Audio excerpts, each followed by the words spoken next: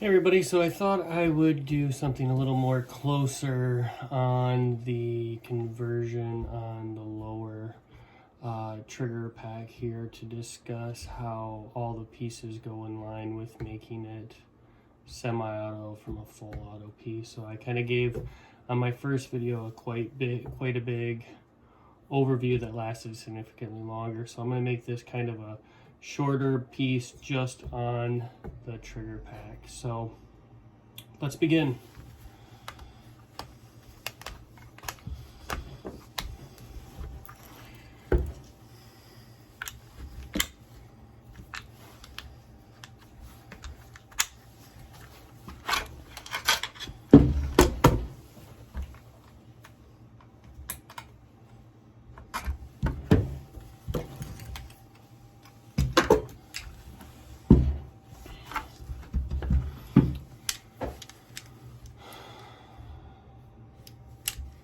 So when you do the conversion, you're going to have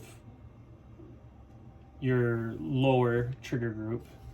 You're going to have to do some clipping or impinning if you want to keep that front piece on.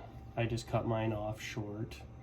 I did leave it where it curves out a little bit, as you can see. So you'll see that it curves out a little bit, and that just allowed it to cover more inside the receiver. I thought it gave it a little bit of cleaner look. So that's how I completed that. You're just gonna move your selector all the way to the top.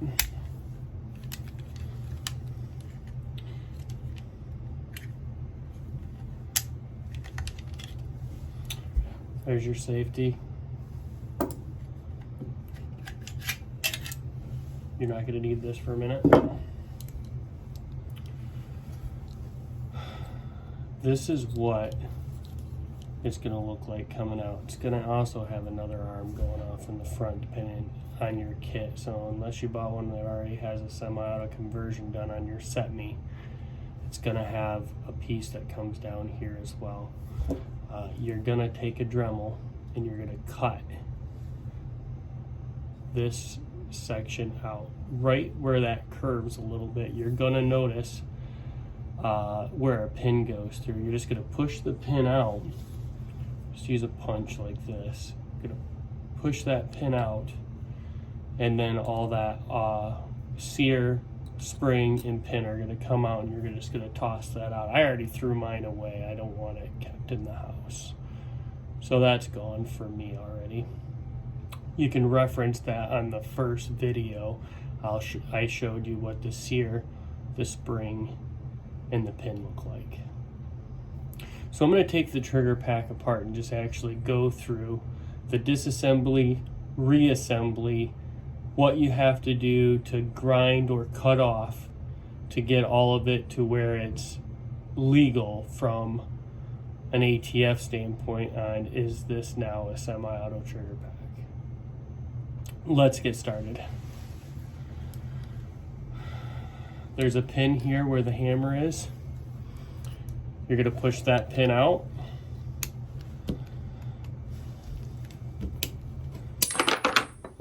It does have quite a bit of spring pressure in it, so I mean you can push your hand on it. I have a pretty big table here, so it just kind of came shooting out of there.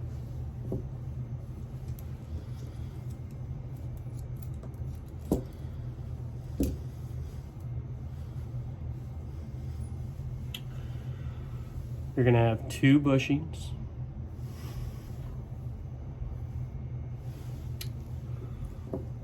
You'll have the hammer.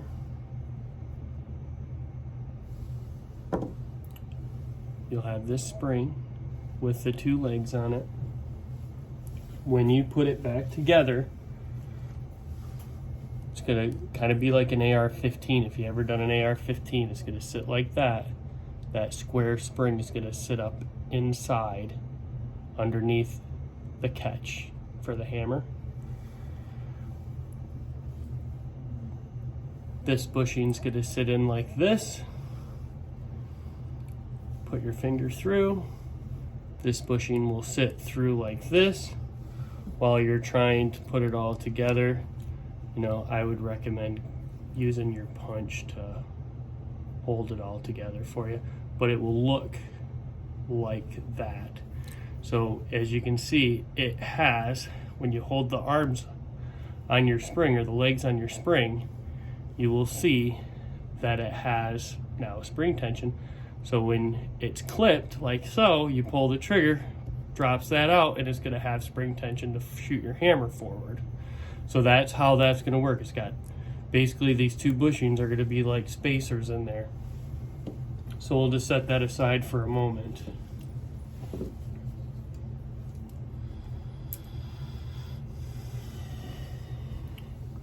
For the hammer, there's an additional pin right here. You're going to use your punch, push the pin out. It just fell to the ground. That's what this pin looks like. Your trigger mechanism and all that will come right out of the I'd call this like a cassette at this point. I just set this aside for a minute.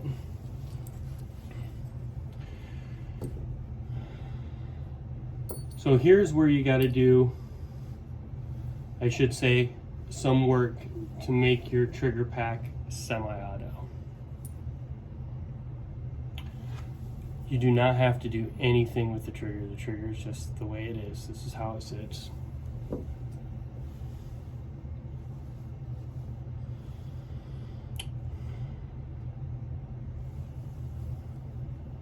This guy here, there's where I've grinded off. There's on yours, if you haven't demilled it yet, is gonna have a bump right here. You're gonna trim that down. That's kind of like the side profile of how that will look. Let's see if I can get that done. There we go.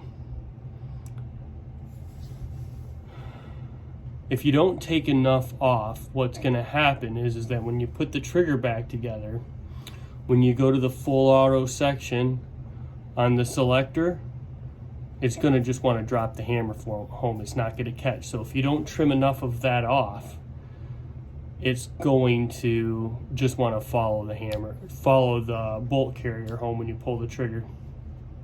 It might try to simulate full auto. I'm not 100% sure on that. I think it's just you're going to pull the trigger, the hammer's going to release, it's going to hit the bolt carrier, and then it's just going to follow it back and forth. So it's not going to have a full auto feature. I think you're just going to pull the trigger once and the trigger will be dead. So once you trim that back, that's how that should look. When you put it back in the gun, that's how it should be sitting, okay? This forces the first like click when you let your trigger forward, and then it's going to grab on the front, and that will hold your hammer, okay? So that's how that will work. So all that needs to remain the same. Don't do any adjusting on it. Don't do any grinding or anything of that nature. You need these two pieces on here, or this, don't grind those off, because the legs on this spring will sit in here like so. So when it's back in the gun, or back when you're putting the trigger back together, these arms legs on this spring need to be able to sit in here, okay? So don't grind or cut any of those off.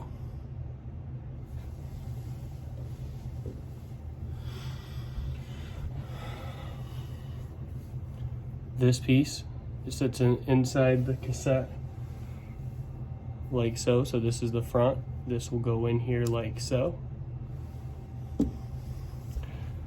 I just cut it off right there, so if it gives you kind of a profile on how that should look. It actually comes out and has a hook like a bird's beak down. You're going to cut that off. Don't cut the back side off. It's going to be this side, okay? I just cut it, and then I took a piece of sandpaper, set it flat on my table, cleaned it up, so it's not sharp or anything like that. It's really smooth.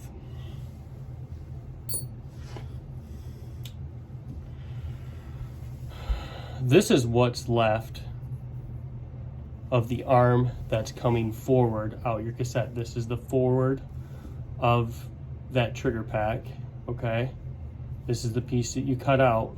There will be an arm next to this one coming off forward too. This is your ejector, okay? So you don't want to cut anything off or anything like that on this piece, okay? You don't need to do anything to that. This guy here falls right out, so it tends to, when you're taking the whole thing apart, it will fall out. If you're wondering where it goes just like that, okay? So that's how that should look. What holds all these pins in place is this guy right here. So everything will fall right out otherwise. So it's kind of a little bit, make sure you kind of hold this piece straight when you're putting it in here, so that way all your pins don't fall out or start getting loose on you. So I just wanted to let you know, if you have some round disc fall out, you know, that's what allows your ejector to move. Okay. So this piece right here, you need this as actually a bushing at this point, or a spacer. You're just going to cut that arm right off like so. And again, to make this smooth, I didn't want any sharp pieces in there. I just took the sandpaper, set it flat on my table, kind of just held it with my finger like so, and did that. Made it nice and smooth. So that's what that will look like. You'll need that to go back in, or you're going to have to find something like a stack of washers or something to make that space correctly in there. And I just thought it was easier just to cut this piece off. This is a trip for the sear, so as your bolt carrier pushes over like an AR-15, this is it would hit a lever down, and it was allowing your sear to work the disconnector and all that piece. So you can't leave that in there because it is a part of the full auto piece. Okay, so make sure you do cut that off. Don't have that in the gun. If you were really worried, honestly, about making sure all the pieces were not full auto to be put back in, you could technically hit some weld on top of this with your welder and fill that in. Just be real careful. I would suggest taking your ejector out before you do that. But you could technically fill that in a little bit right there. Don't go too crazy, just fill in the width.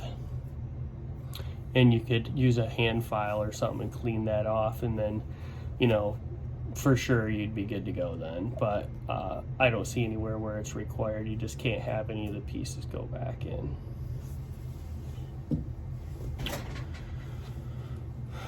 Let's go back to the hammer. So the sear lands in a groove on your hammer. Took a hand file and I just filed that off smooth. So there's no sharp edge in there. There's nothing that, this made this a semi-automatic hammer, okay? There's no full auto piece in there.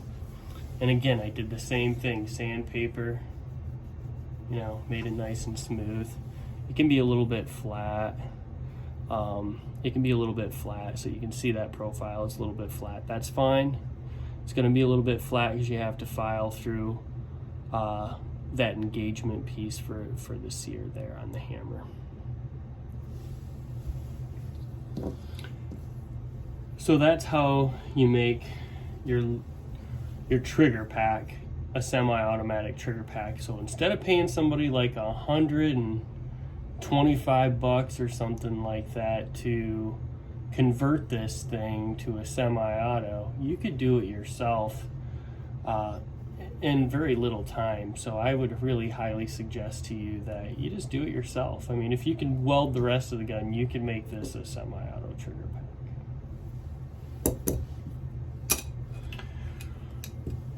So let's try to put this together so that way you can actually see how it goes. Start first with the hammer.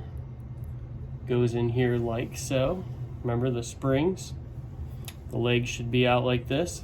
The legs should be pointing down. There's a little bit of a curve off the back. You take your bushing, spacer. Same on this side, bushing, spacer. And you just set it aside for a moment.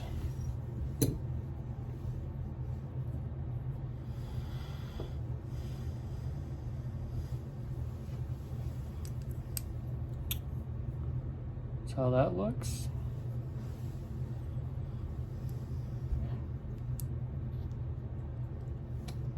Then you have this piece. This is the part you cut off.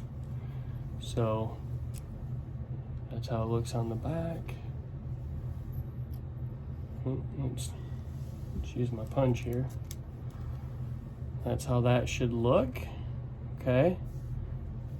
This guy will sit up like this actually inside there, because your legs on your spring will sit in there like so. So this is how this piece should look, right?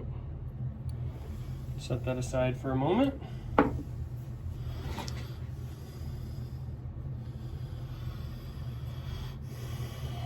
Then you'll add, you get this, then you'll add your bushing like so. This is that arm you cut off. And so that kind of gives you an idea of how that will look actually.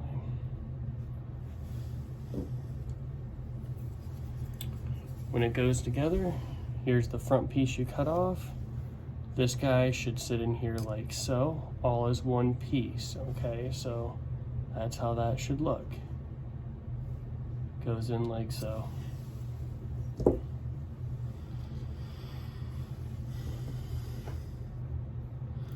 I've seriously thought about buying a second one of these, so if like you wanted to clean it or tear it apart, cut it down, slide it through all that stuff, and it would be a lot easier to put together because it would hold it all in as one piece for you.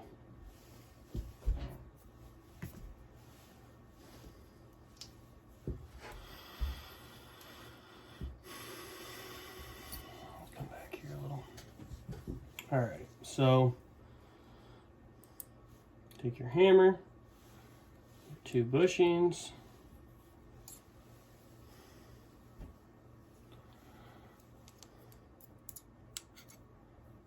feed it up, I would suggest through the bottom. It's kind of a bugger to get these in there, to be honest with you. I'm trying to put it in backwards, so here we go. So then I just start sliding it to where it's supposed to be. Okay. Big fat pin is the pin for that. So I just kind of get that pushed through there. It's a lot like, if you've done an AR-15, it's a lot like putting together an AR-15 trigger in a lot of ways, to be honest with you. A mil-spec one, I should say. So you might have to wiggle this guy around a little bit. There's that piece, okay? So there's your hammer. So if you hold the bottom of the legs down in here, your hammer should be springy, okay? So that's step 1.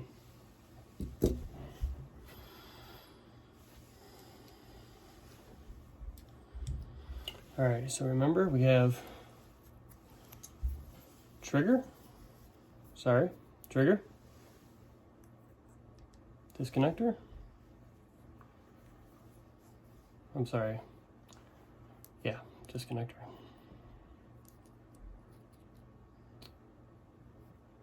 Catch.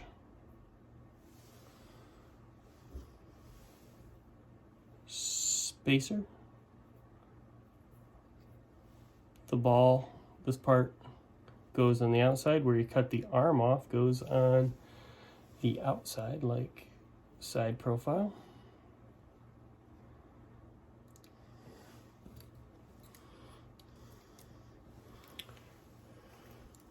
Here's the front. All this will slide in.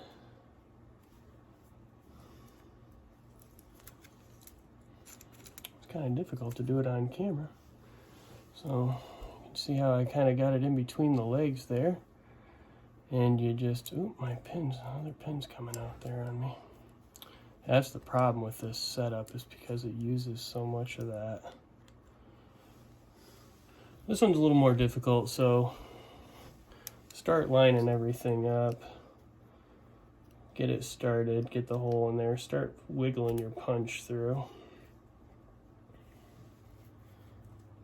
We'll start looking through there like so. Oop.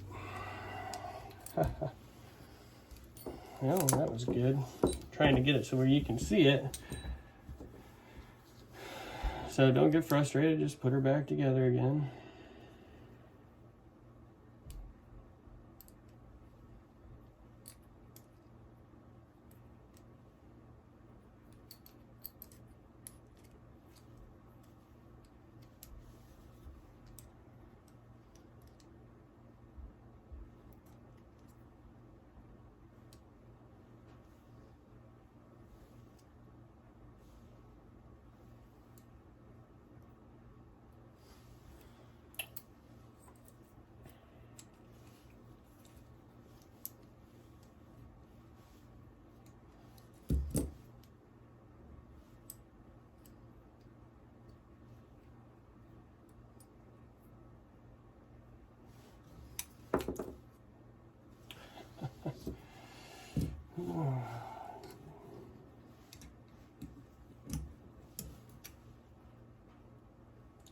Coming to find that it might have been a little easier to do it off camera. Now use your punch to help guide everything back through. It's all good. There you go. Honestly, you could take some Scotch tape. I think I have some right here.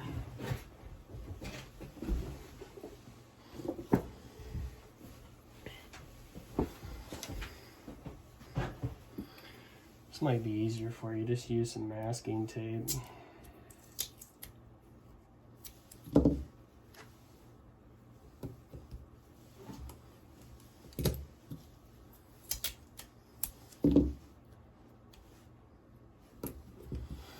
That'll hold the hammer pin in good enough for us for now. Yeah, there we go. So that might be the trick for you, is put that masking tape on each side of that, keep the pin from backing out on you. Masking tape I have is just a Scotch masking tape. It's actually really sticky. So then you take all this mess that we just got kind of going in there.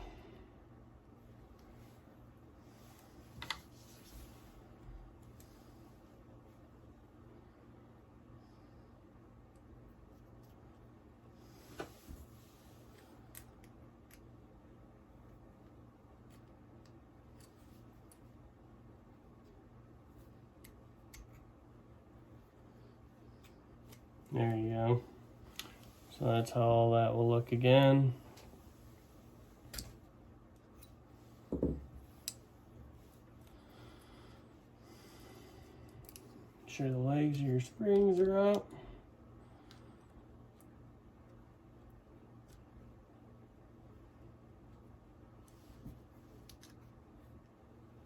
Start pushing it all together.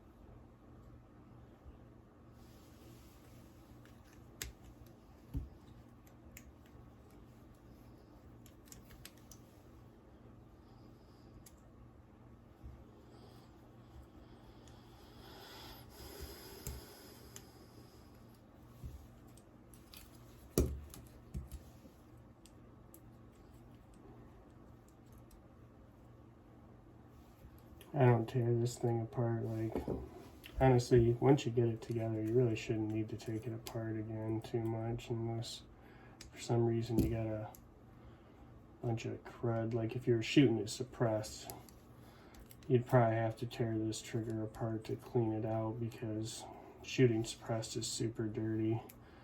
On my AR-15s and stuff, shooting it with a suppressor, it's just, anybody will tell you that way. They're really,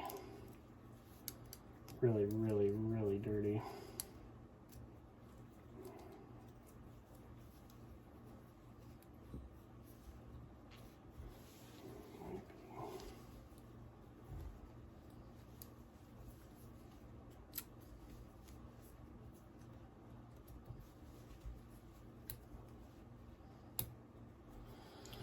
Some of these pins or these legs are kind of giving me a fit a little bit, so I might actually just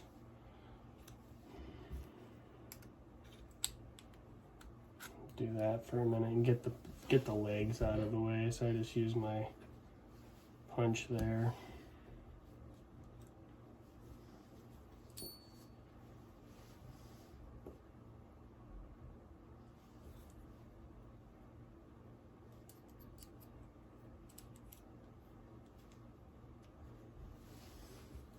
Somebody sees an easier way to do this, I'm all ears, to be honest with you. So there we go. That'd be a lot easier.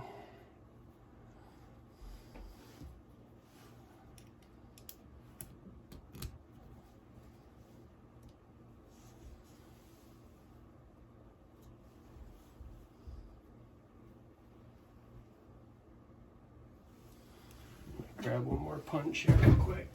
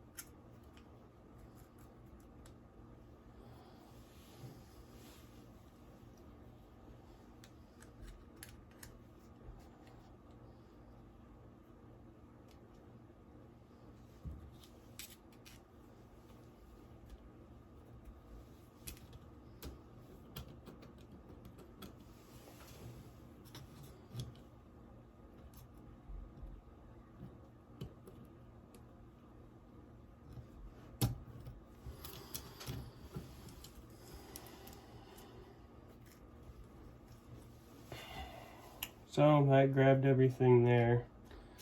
So then now you should be able to push your pin back through like so. I'm just using this piece to walk it all back through.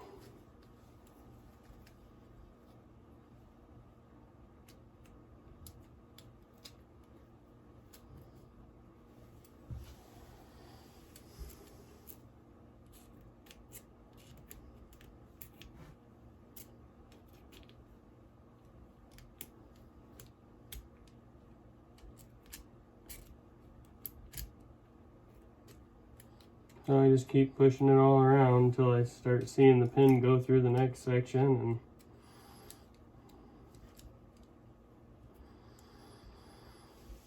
and that pin's in. And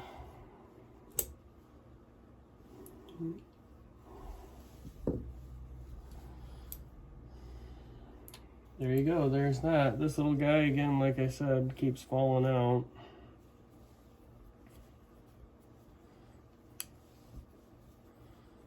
Pull your trigger forward.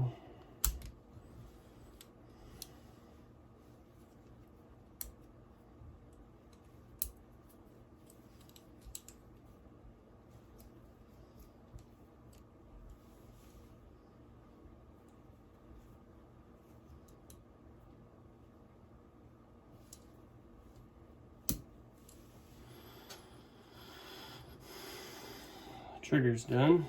You can pull your masking tape off at that point.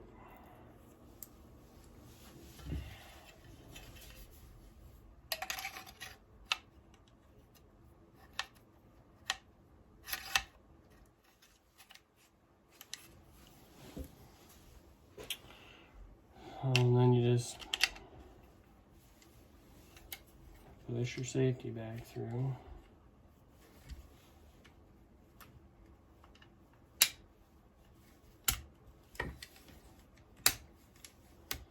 There you go.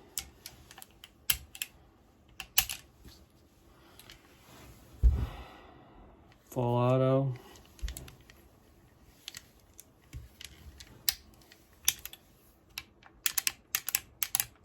Safety.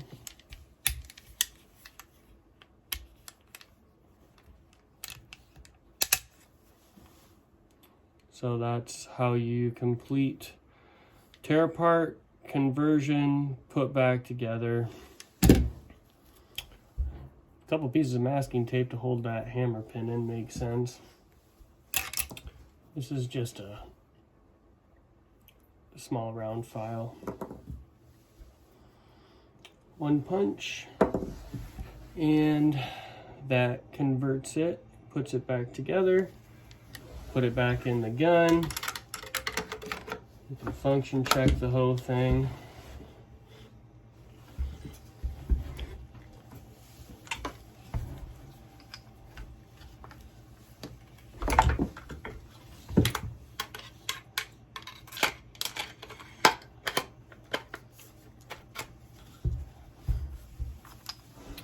I just keep the pins in the buttstock.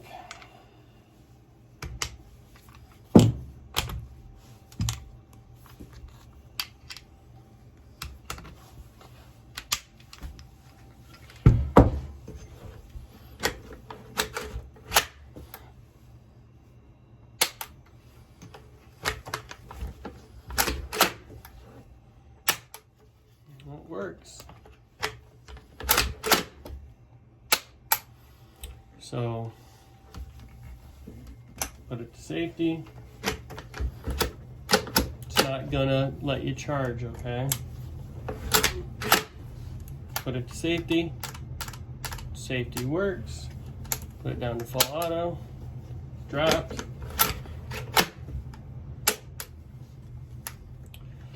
Make sure the chamber's empty before you pull the trigger on the gun, guys. I have no ammo on this desk. I don't have any ammo actually sitting anywhere near my bench. It's actually all locked in the cabinets behind me.